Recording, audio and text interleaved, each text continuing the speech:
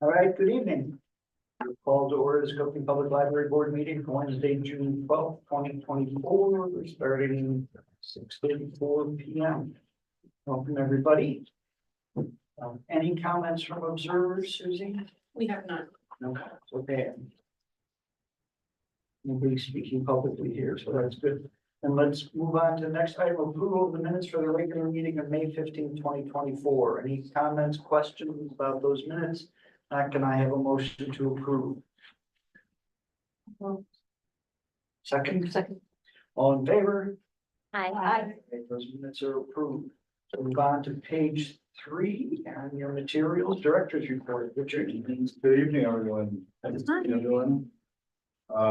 So the first item I wanted to just mention is the summer reading program has started. I'm sure you've all noticed in the building, there are lots of decorations and there's fun things happening. So hopefully, please pick up your booklet, and I think we have some t-shirts so you can help promote the library's programs. this is an old, That is the old version, yeah, that's the classic polo, yeah. I like how you call it classic. Good work.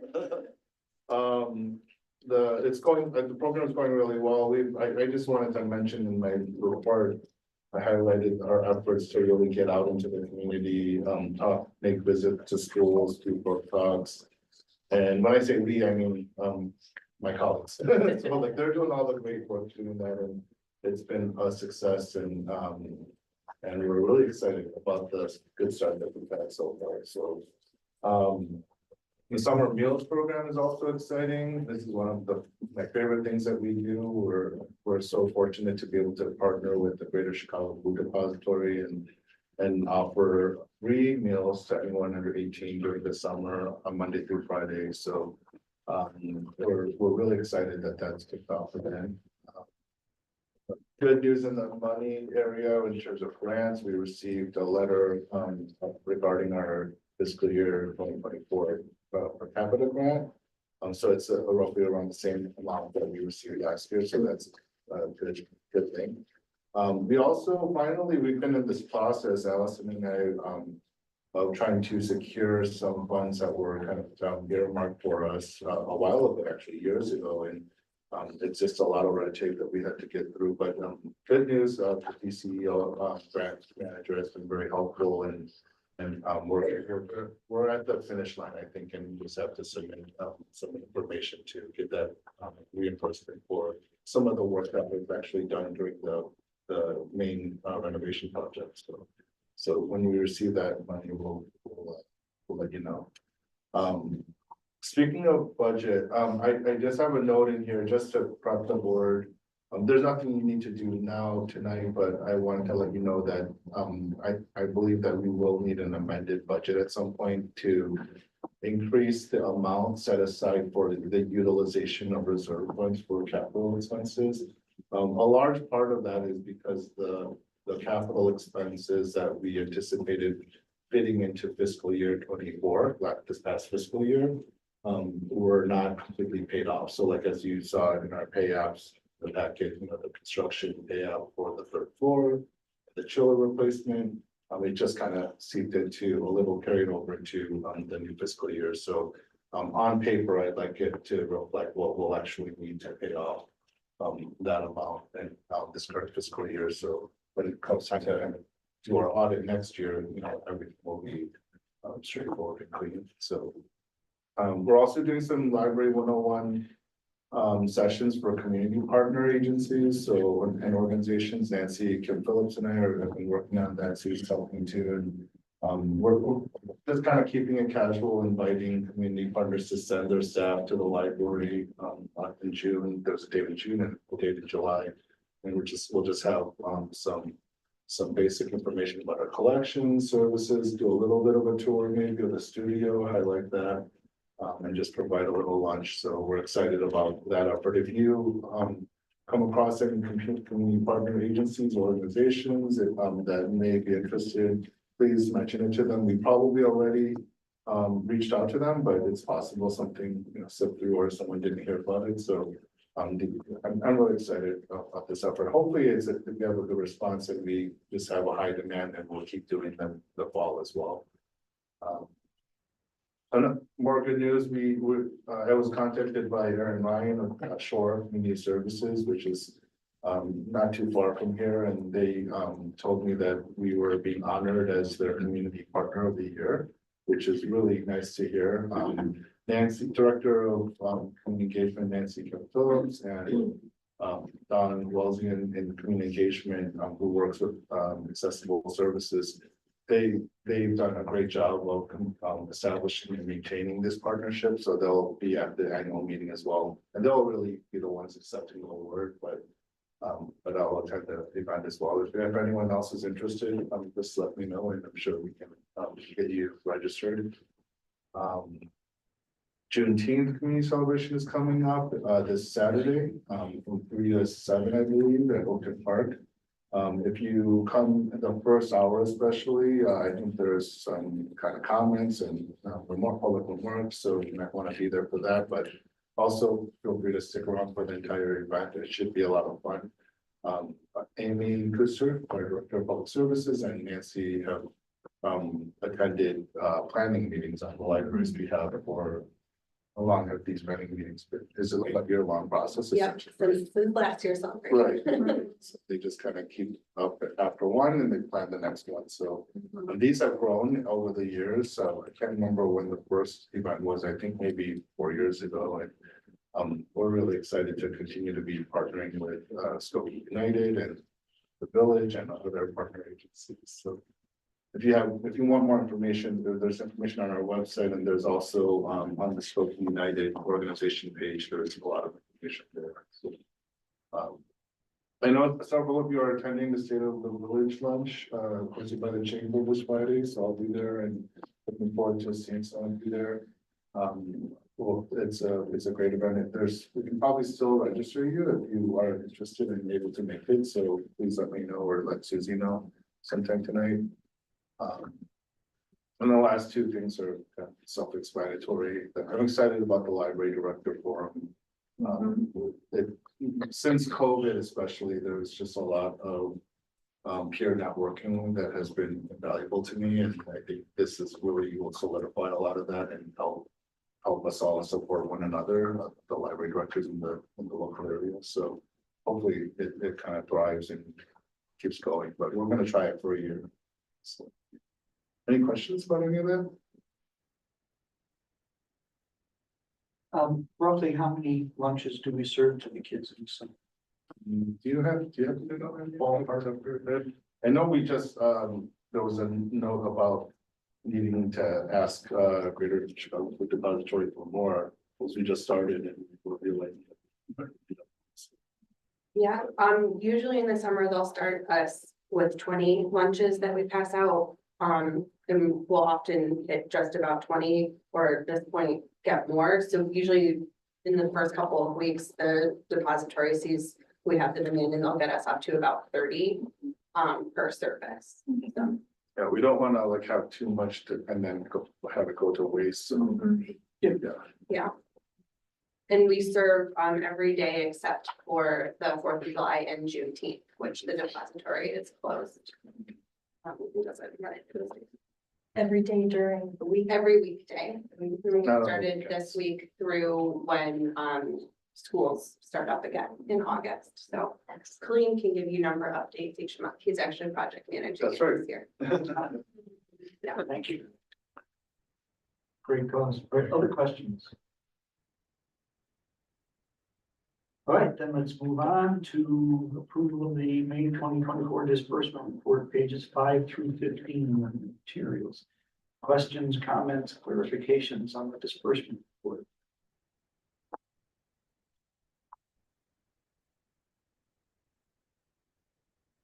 I just had a question on, under maintenance, there was the auto bomb company for 6.6K. Richard, I believe you said it was because a garbage truck hit something. Yeah, this was months ago. I don't remember the exact date, but I was actually, I think I was on vacation or something, and I got a call from whoever was in charge that day saying that a garbage truck had its lift up. and accidentally like kind of clipped, the side of our building on the south driveway, and so like two like chunks of the concrete broke off, and so we worked with insurance to repair the job, repair the concrete, and then we'll be reimbursed to that. Okay, that was my question. So when I saw it, I was like, oh, that seemed more like an insurance thing and then we had paid for it. So I just wanted clarity Well, on that or how that Yeah, works. actually, Susie's taking care of that. Okay. We'll be reimbursed for that. Okay.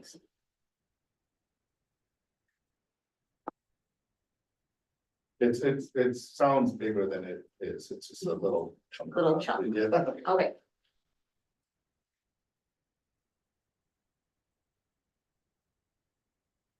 Moving the questions, can I have a motion to approve the disbursement? So moved. Second, And all in favor, we have to do it individually. Mary, yes. Amanda, Michelle, Yes. Shabnam, Yes. Mira. Yes. Yes, so that's approved unanimously. Thank you. Page 16, approval of the chiller replacement payout number 8. The total cost of $42,000, which is, looks like a final payout. Yes, yes. And, Questions about that? Go ahead, Richard. well, I was gonna say, Nora, you mentioned this too, but we're expecting a rebate for this as well. Like, what did you say about? Around $80,000. Yeah. Wow. From the state. Uh, Yeah. Yeah. It's like an energy rebate. yes. More energy efficient. And Croman Butkus, the consultant who helped design the project, and they're submitting all that for us. And we're expecting the payment.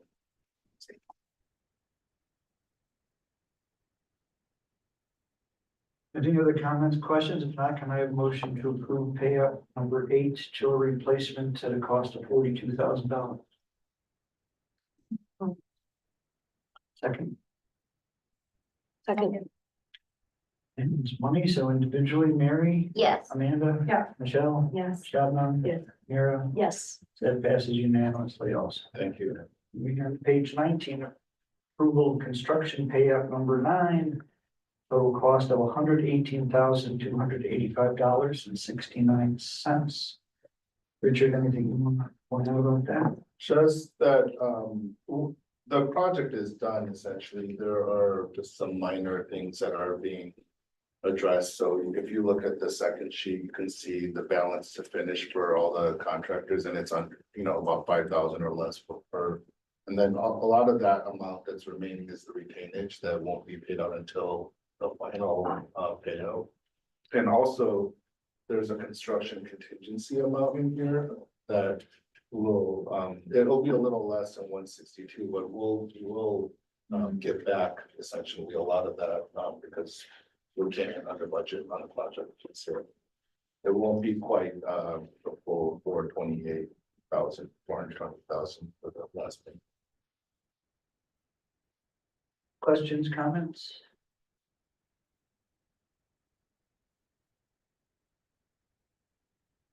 Not motion to approve construction payout number 9, total cost $118,285.69. So moved. Second, Second, all right. All in favor, Mary, yes. Amanda. Michelle. Yes. Shabnam. Yes. Mira. Yes. That passes unanimously also. Thank you. Moving right along, consent agenda, pages 21 through 30. Comments, questions about all of that? I wanted to share again my deep appreciation for the inclusion of patron comments. I love reading this part of the packet every month. Yeah. We have some very eloquent patrons and very passionate about the library, so I love the mom here. This is my favorite library in the northwest Chicago area, big exclamation point. Right, she really gets it. She talks about clean, organized, great story times, the courtyards, the parking lot, the conveniences. And then the other patron from Yelp. This is the absolute best in capital letters library ever. Clean, staff very friendly, willing to help, wide selection of books. He goes on, and I love the enthusiasm. Never thought a library can actually be a hangout spot and productive at the same time. Exclamation point. Yeah, those are good comments. Excellent. I also want to point out, get put in the packet, we'll add it into the packet later. So we didn't want to change the numbers on the packet, but Laura, do you want to talk about the? Yeah, I'm sorry, these didn't No, get it's in, okay. but this month we are featuring 5 more staff who have worked between 23 and 25 years. So we're still working our way through the 20s. But we continue to just be really enjoying finding out more about what people remember from when they started. Mark, who's our technology manager, talks about the kind of technology we had when he started 25 years ago, which was a little bit different than now, and that's DOS and things like that. So yeah, I encourage you to read them, and they will keep coming in future months. Thank you. They're great. I just want to say, I enjoy seeing Amy on NBC5. Oh, yeah. Yes. Yeah, I was enjoying that. And I thought you did a great job, not only representing the library, but just your knowledge on the content that was presented was really great, and very thoughtful, and obviously it's a great topic, right? You know, so I thought it was really, really good. She did excellent. It's a lot of Very pressure, you know, with the Yeah. cameras, so I thought you'd share with us.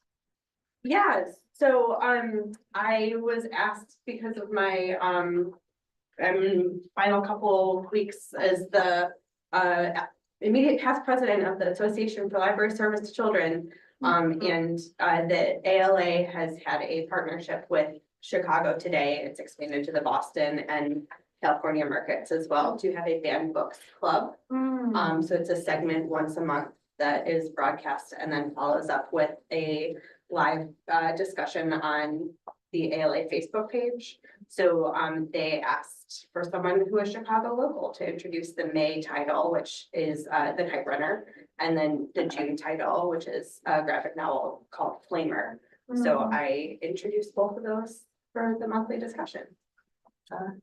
She did great, even though what happened, one of Rooster. those.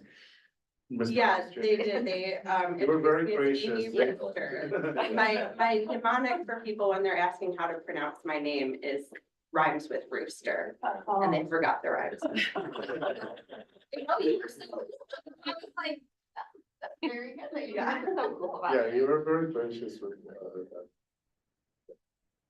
I thought it was great. It was like, great representation for the library, great topic, you know. It was really good. our copies of the books that were on TV that I was holding. Keep it authentic. Yeah.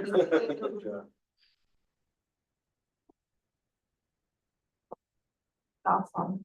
Can I And just those- ask if you have a link to that, please share it with Yeah, us. we'll get one Love to out, see it. yeah. Thank you. As she said, the data, you're collapsing, you're not reporting bookmobile data separately. And just to clarify, we have all that data, because it's the start of a fiscal year. I had a meeting with Laura and Devin, our data administrator, and some other folks, and we just kind of talked about what might be more helpful and insightful for the board to look at, you know, so we can, and I'm open to feedback, obviously, if you would like to see certain things back, we can do that, but hopefully it makes sense. The bookmobile data, you know, whenever the board has commented, I've always shared that my feeling that the circulation of materials on that vehicle is not actually the best way to really gauge the importance and the value and the effectiveness of why we send the bookmobile out. It's part of it, right? But not really the whole story. And so in future board packets, we'll have a community engagement report where we actually dive a little deeper into how we think about the value of services like the book, you know, like in the bookmobile, you know, if it's out of off the road because of repairs or maintenance for a day or two, Yeah. like it throws off. So, and then if we have staffing, you know, issues because it's so difficult to find people to actually drive that vehicle and provide good customer service. We it could affect those numbers. So I never feel like it really tells the story. So that's why we kind of are de-emphasizing that. And like I said, we'll have features on community engagement work and share, qualitative, data probably about like how effective, services are, and also challenges, right? It's- Yeah, I guess I just don't want those checks. I feel like with the numbers, you say the numbers weren't great, automobiles were always the slowest to recover from COVID Right. in terms of percentages and numbers, and so I hate to lose track of that. See how it's. We thought that maybe like twice a year or something, we could do kind of a midpoint or annual update on like a fuller set of numbers. How would that work? Fine, Okay, fine, I just don't want it to drop out completely, given No. the concern. Why I not agree. quarterly? Why not quarterly? Updates? we can, it might not really tell us that much quarter to quarter, you know, like, have a midpoint and the annual report might be just kind of longer trends, you know, so.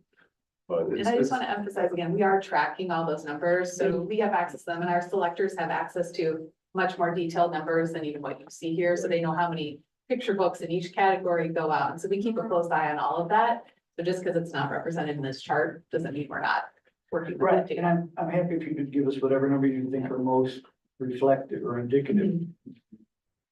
But just merging it in and kind of disappearing, I'm a little concerned about that, given it was lagging. That's why I'm wondering if we could go from what we had before monthly, if we could get something quarterly that's consistent with other financial data, you know, that one would get. yeah, we can do it partly, that shouldn't be a problem at all. We'll also fold that into, I mean, we might be able to provide it bi-monthly, honestly, because, or depending on, how frequent the community engagement reports will come out, or whether it's bi-monthly or quarterly, once we start that, you know, but we'll at least do quarterly. Thank you. Jean, is that, Yes, is that that's something that feels okay to you? Good. I was curious about something maybe Mhm. because I'm newer to the board, but I noticed that there was an uptick with the total gate count. I know it's including bookmobile visits, and I was just curious if in terms of programming and just traffic, you notice a big change when the summer months kick off and how you might characterize how, I mean, this, you give me the short answer, I'm sure there's a lot, but just to briefly characterize how things change for the summer months and how you're responding to that. Just curious, more of a curiosity. Or do you know the numbers on that? I don't off the top of my head, we do see an uptick in the summer. It's not as much of a peak as it used to be pre-COVID. So you'll see circulation numbers go up the most in the summer because lots of armfuls of picture books head out the Right. door for summer reading. Sure. The gate count is a little more consistent, Okay. but it does rise a bit in the summer. I think a lot of maybe older adults also don't make it out in the winter months, you know. Yeah. In the evenings and. Sure, yeah. But overall, our gate count has been steadily climbing. Yes. Since obviously the COVID years where, I mean, you could see fiscal year 2021, May 0, you know. Yeah. So, And this feels like the first start of a fiscal year where it's really apples to apples because last year was fairly normal. Coming out of the pandemic. So, we feel pretty good about the fact that it's continuing to go up. And it definitely feels lively in the building. There's just like in every area, there are people using our services. So can't even think of any part of the building where we're not regularly seeing people. So. Thank you.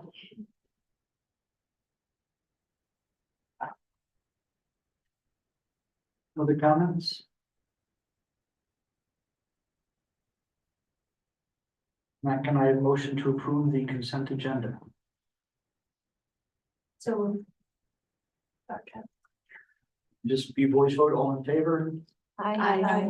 Passes unanimously, thank you.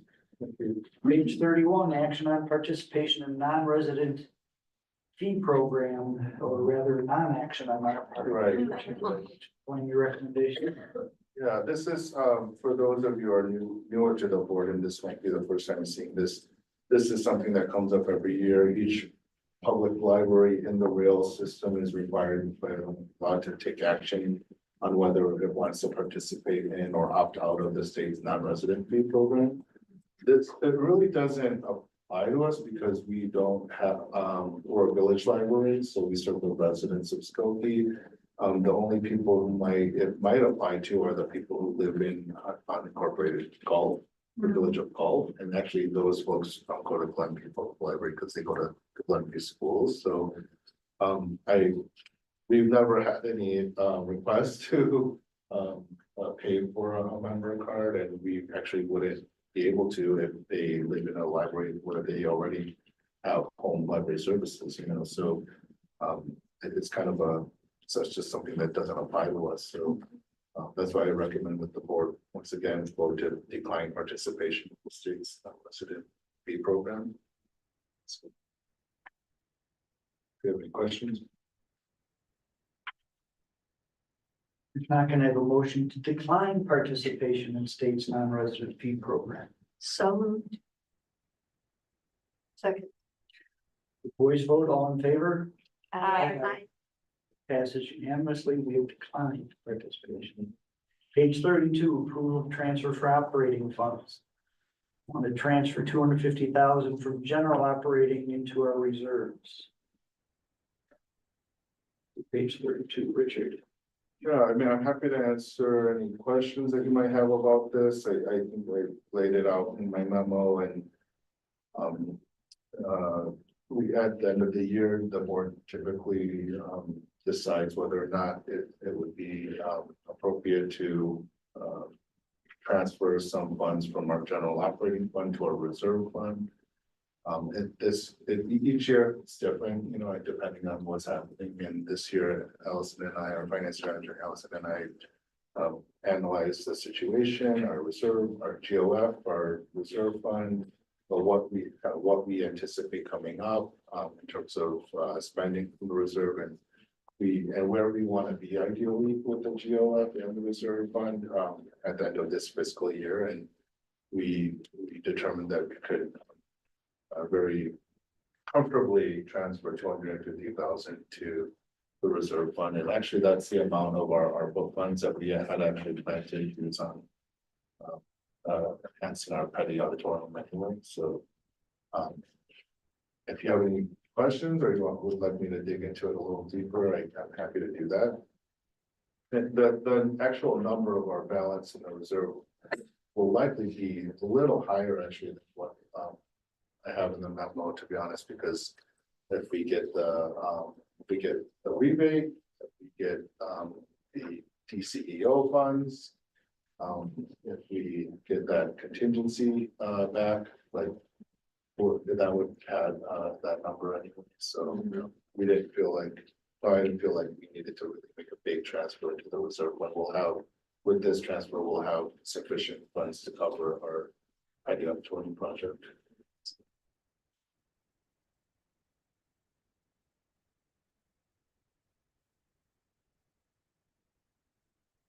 Richard in his memo references our policy of maintaining 5 months operating expenses. Everybody clear on that? Yeah, we'll try never to dip below that, Marcus. And I think I had another question. I know in the director's memo at the beginning that we're the recipients of these grants. So like, when do those get rolled into like the various financial projections that we do? So those are some decent amounts of money. Yeah. Once the per capita grant is already part of our budgeting, because Okay. that's a stable revenue source, of revenue, so we can comment on that. Like this famous last words, but I feel like we can count on that, so we put that in our budgeting. The DCEO funds are actually, I feel more comfortable having that in hand and then Okay, counting that in any projections that you have, just because the process has been so long, and I just don't, I'd rather not factor that into projections than be disappointed or kind of walk it back, you know, so that would just be kind of a bonus. okay. Other questions, comments? Now, can I get motion to approve? To approve a transfer of $250,000 from general operating fund to the reserve fund for sites and buildings. So Second, someone? It's money, so individual vote. Mary, Yes. Amanda? Yeah. Michelle? yes. Shabnam? Yes. Mira? Yes. That passes unanimously again. Thank you. Thank you all for that. That gets us through the material for the general meeting. We'll close out of this and go into the annual meeting. Any comments from trustees now? We'll have a chance to comment some more on the annual. If not, can I have a motion to close the general meeting? So. All in favor? I.